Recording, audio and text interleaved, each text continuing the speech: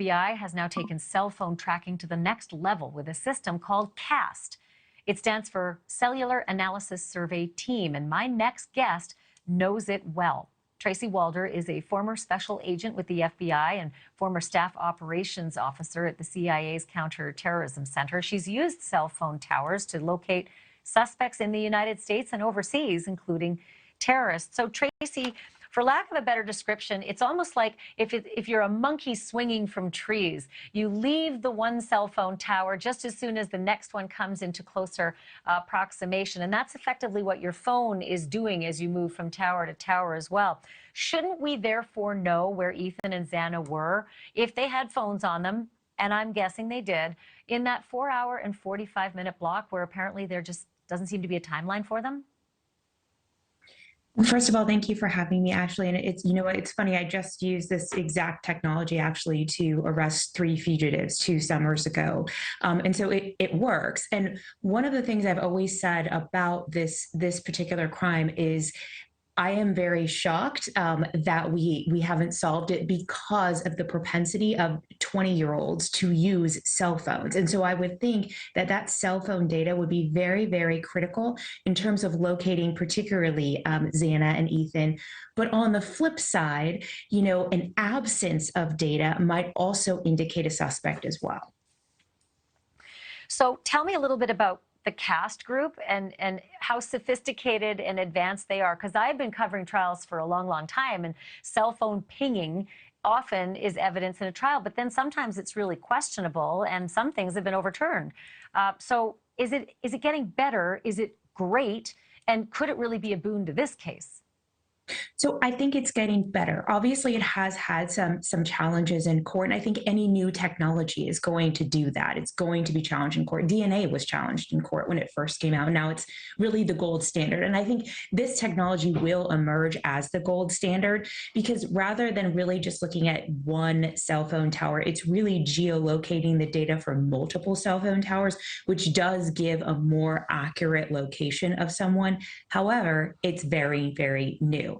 And so I do think that moving forward in this case, it's probably going to be extremely useful, not necessarily in bringing a suspect to trial, but in at least identifying a person of interest. I think that's where it's going to be the most useful. Or helping know where Ethan and Xana were in that 4-hour and 45-minute black hole. They only see them, you know, from 8 till 9 at the Sigma Chi fraternity house, and then 1:45 a.m. they're home. So somewhere, if these kids were carrying phones. But the other question is, if this killer was really good at plying his trade and he shut off his phone, if he even had one, does your phone still emit anything? And while you're at answering that question, how about one of these, your Apple Watch? Not everybody thinks to shut off their Apple Watch. You're absolutely right. Not everybody thinks to shut off their Apple Watch, or even if you have air tags and things of that nature, people don't forget to sort of either throw those out, put those someplace else. So yes, if you have your phone off, yes, you know, if you're not taking off your Apple Watch, of course, that could be an issue. However, if someone's going to the trouble of doing that, my guess is that they shut everything off. And if everything's shut off, no, you're not going to get data. But I think where that could be useful, and we've used this before, particularly in locating terrorists and terrorist networks, is actually what I mentioned before, that absence of data. So if you have a phone that's been relatively active around the area, that's all of a sudden inactive for a period of, you know, 3 or 4 hours, that can actually kind of put one's antenna up and make one look a little bit deeper into that person.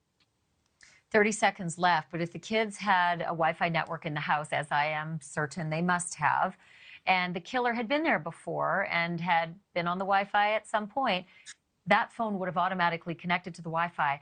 And police can see that, can't they? They can see if a brand new phone shows up and connects to that Wi-Fi automatically, unbeknownst to the killer, at somewhere around 3 in the morning. They absolutely should be able to see that. And my guess is they've already it's probably one of the first things that they did was look at Wi-Fi connections. And I noticed there's that kind of infamous picture of the no signal detected in terms of the Wi-Fi. So they obviously took it offline and then were able to get whatever accessed that Wi-Fi. So I'm 100% sure that they would have that data.